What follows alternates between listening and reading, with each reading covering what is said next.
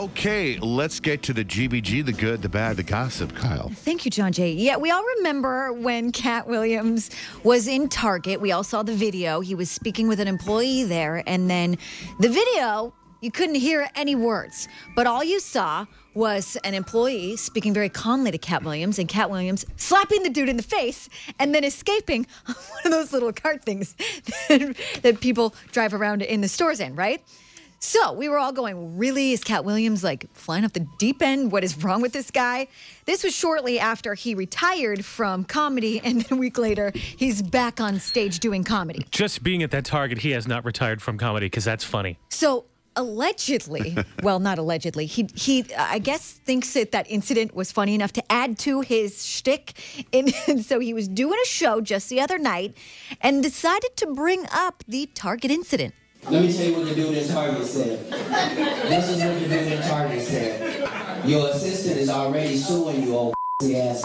Wow. I said, did you just say the N-word in front of Cat Williams? He said, you say it all the time. I said, say it again. Let's see what happens. End of story. If you like it, you call me in there, I'm gonna punch you in your face too. That's the same that drove Dave Chappelle out the business. I'm not exactly sure the comedy in that. How'd that go? End of story. He sort of started the story and then he said end of story. That's like a John Jay move. That's why he slapped him. Okay. There were 5 dudes. End of story. What is that? All right. Well, Carl is heartless. Just heartless. See, it worked. It doesn't. Carl was a Target employee.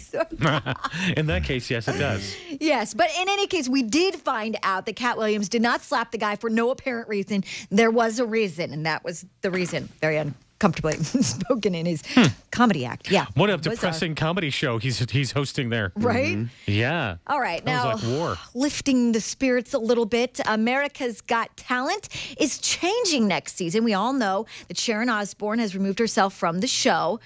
She has been replaced, or at least there is one person in some serious talks to replace her, Rosie O'Donnell. Rosie has told some people she's very interested in doing the show.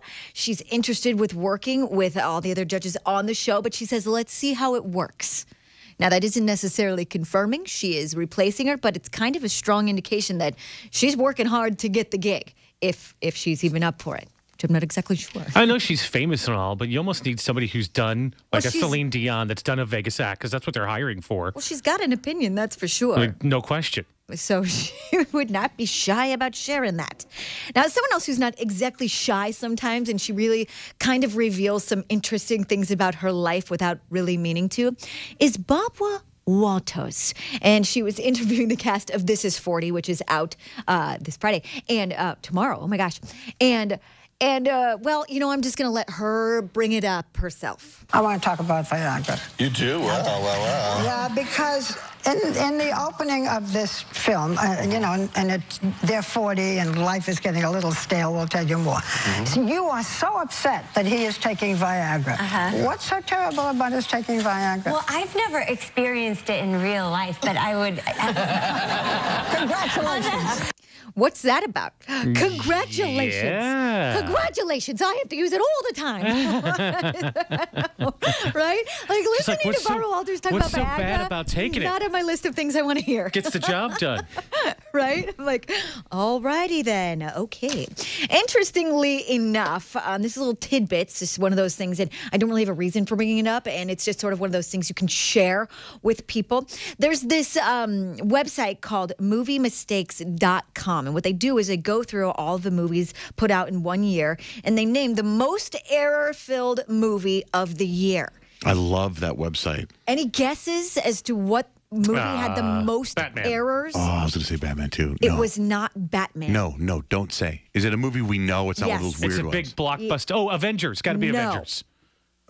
So it's a movie that when you say the title, we will know. Yes, but I don't know if Breaking you saw Dawn.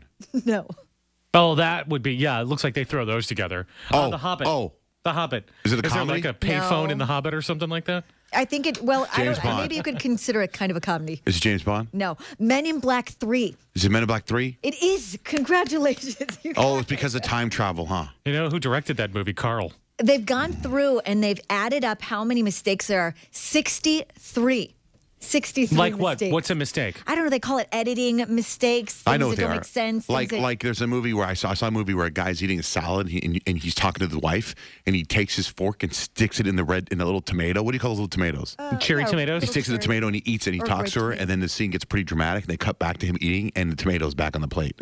So it's that kind of Okay. those kind of mistakes. It's not consistently. Right. Like in together. Star Wars, Luke is drinking this blue drink, and then they cut to him later, and the drink's more full than it was before. Oh, that's Do bizarre. you get what I'm saying? But then again, it is a space. So 63 blunders in Men in Black 3. The runner-up had only 26 mistakes, and that was Skyfall. So you were right. Bond made the Skyfall. list.